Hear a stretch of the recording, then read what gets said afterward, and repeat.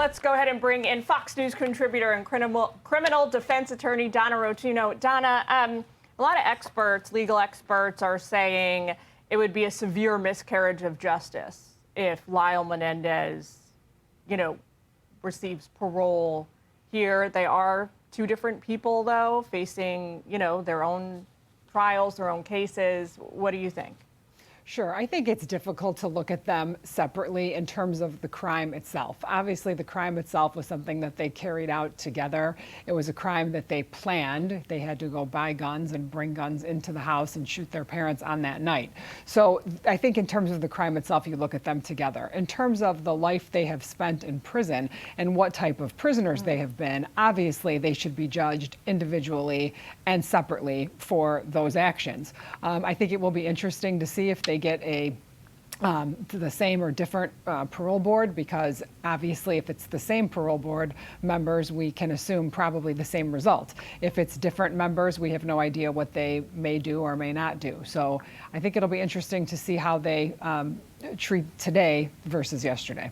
One of the things we learned coming out of yesterday, or that I learned, was these claims about good behavior and being, model prisoners, model inmates.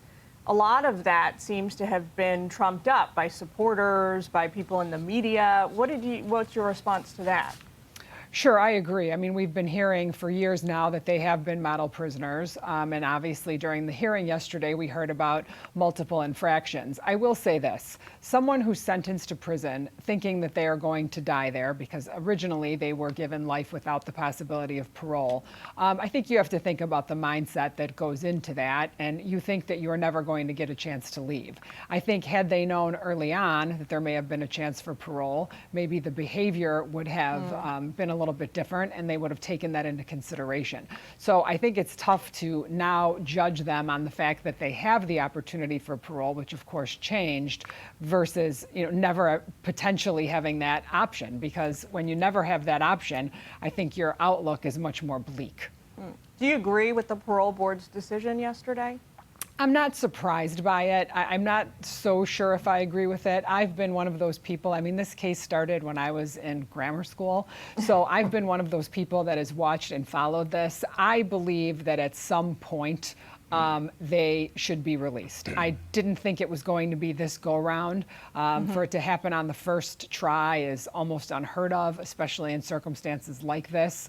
I do not believe that the governor will step in any way and help this. I think that would be political suicide for him potentially, and given the circumstances, I don't see that happening.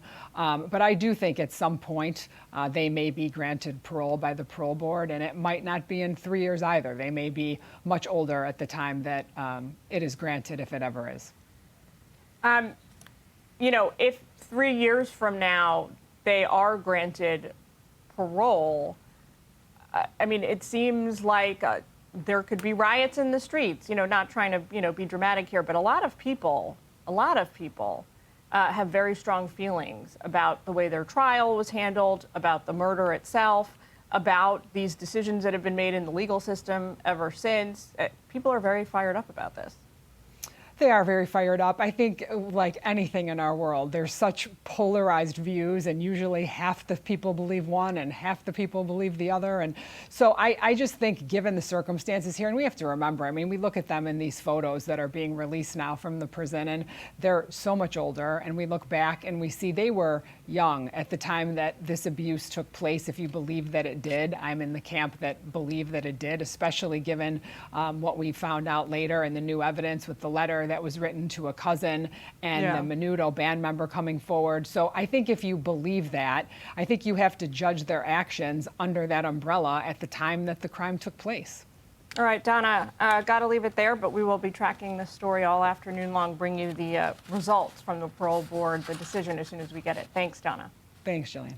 Hey, Sean Hannity here. Hey, click here to subscribe to Fox News YouTube page and catch our hottest interviews and most compelling analysis. You will not get it anywhere else.